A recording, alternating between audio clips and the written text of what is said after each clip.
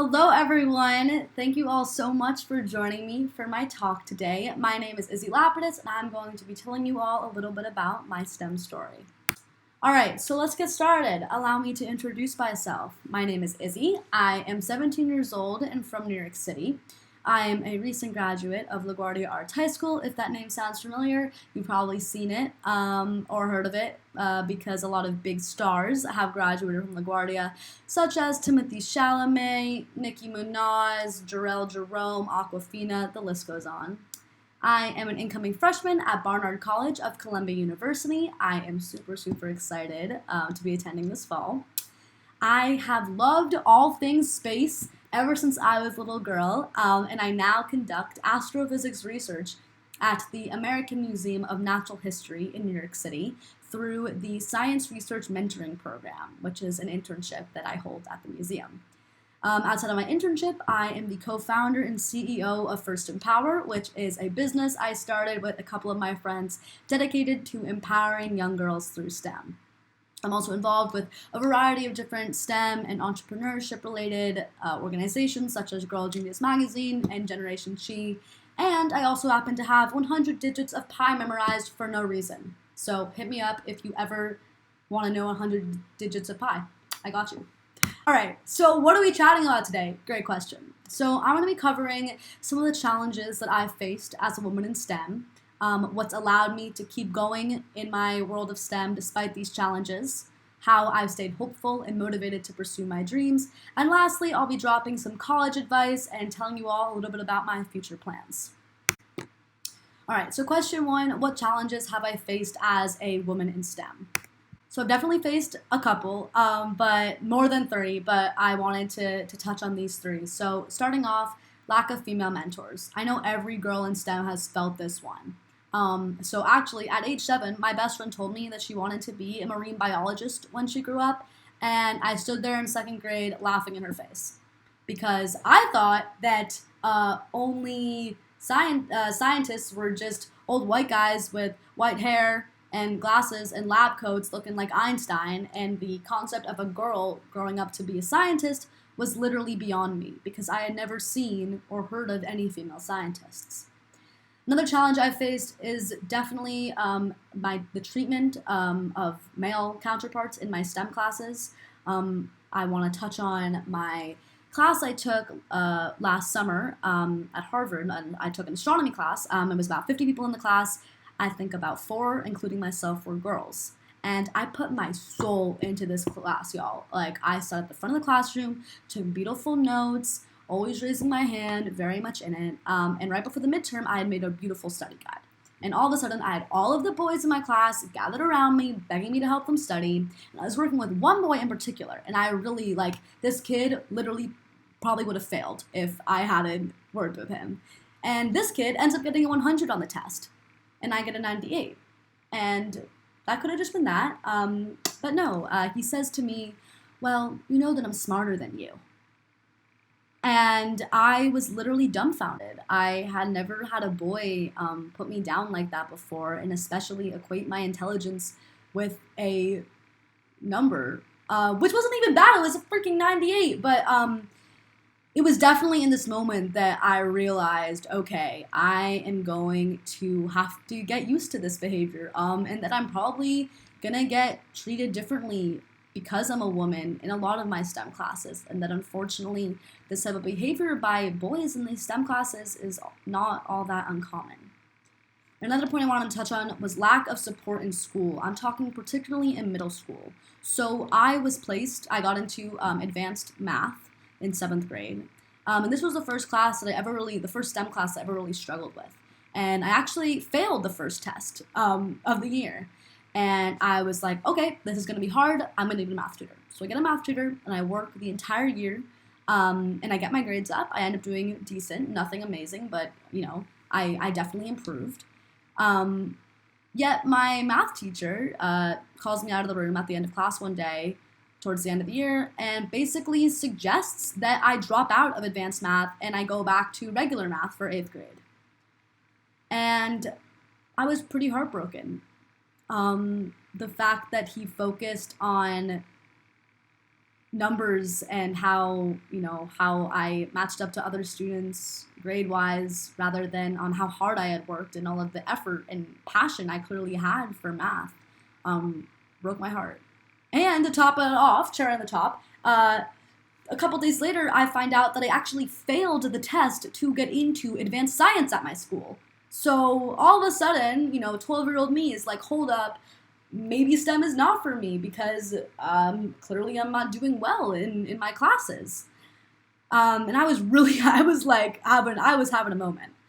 But then I very vividly remember walking around the halls of my middle school being like, no, we're doing this because we love it. We're doing this because we like math, we like science, we like astrophysics. We are here, and we're not going anywhere. And that's all to say that I have stuck with STEM long past, being 12 years old. I just graduated high school, taking the hardest STEM classes that my school had to offer.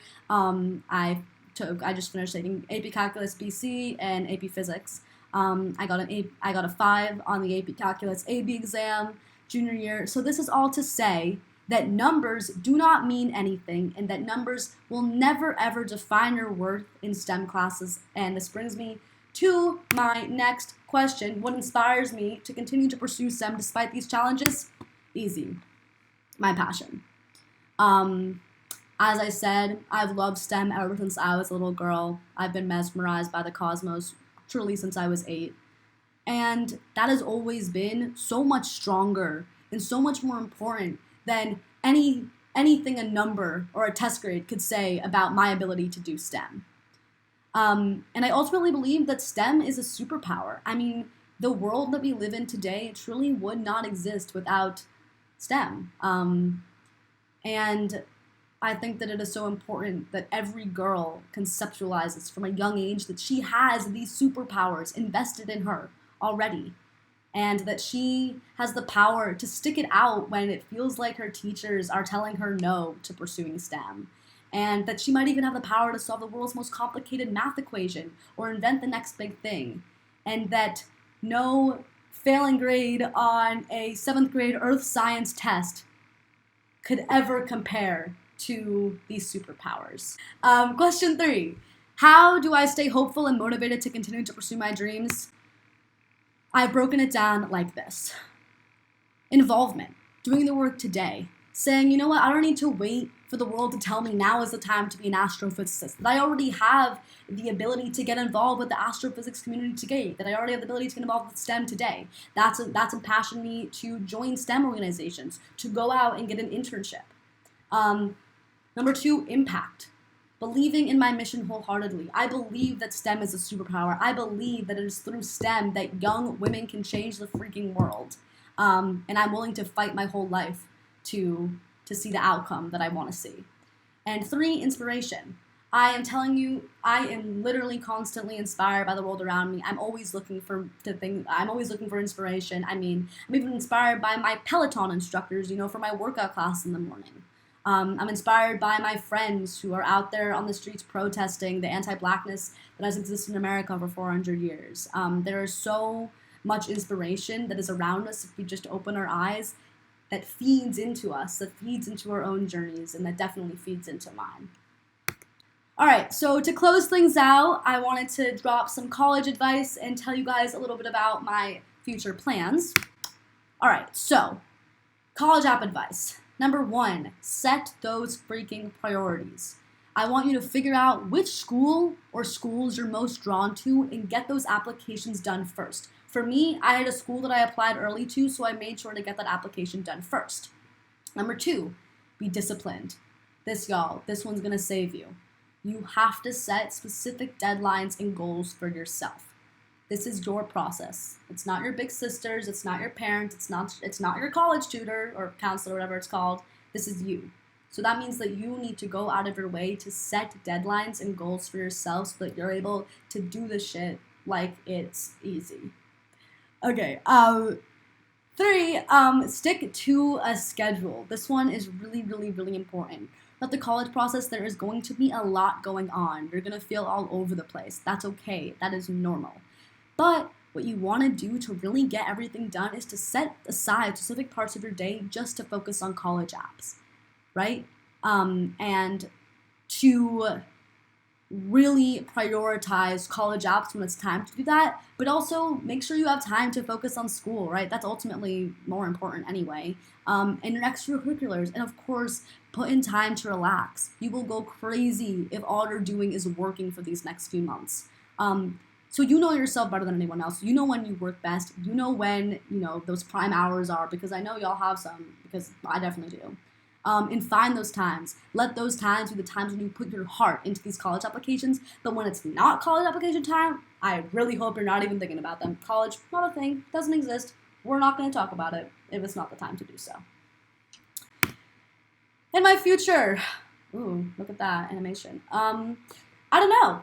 I can tell you that I am a girl trying to shake the STEM and business world up. I can tell you that. I planned on majoring in astronomy at Barnard, if that wasn't already obvious. I'm not sure if I'm still going to do that. I'm almost definitely going to major in something STEM related, but not sure what. I definitely want to be involved with the STEM community on both campuses, Barnard and Columbia, and also the business. There's a Women in Business Society I want to join, and the entrepreneurship community on campus. I'm thinking about going to business school as well, but we'll have to see how the tables turn. But yeah, I mean, y'all hear what I'm fighting for. Y'all know what I'm about. I'm trying to change these statistics. I'm trying to get every single girl to freaking know that STEM is her goddamn superpower and to use that to change the motherfucking world. And with that, I'm gonna close out. So that is the end. I hope you guys gained something from this talk. Hope you guys like the little animations I did. I thought they were kind of fun. Please hit me up. My Instagram is there. My email is there. If you want to learn more about First Empower, www.firstempower.com. If you leave with only one thing from today, I hope it is that you believe in yourself. There's going to be a lot of people in your life that tell you no. A lot of people have told me no. And then at the end of the day, you have to continue to tell yourself yes. Because it is that yes to yourself and that confidence in yourself that will allow you to keep going no matter what obstacles come in your way. I see you. I believe in you. And please shoot me a DM or an email if you want to chat. Thanks so much. Bye.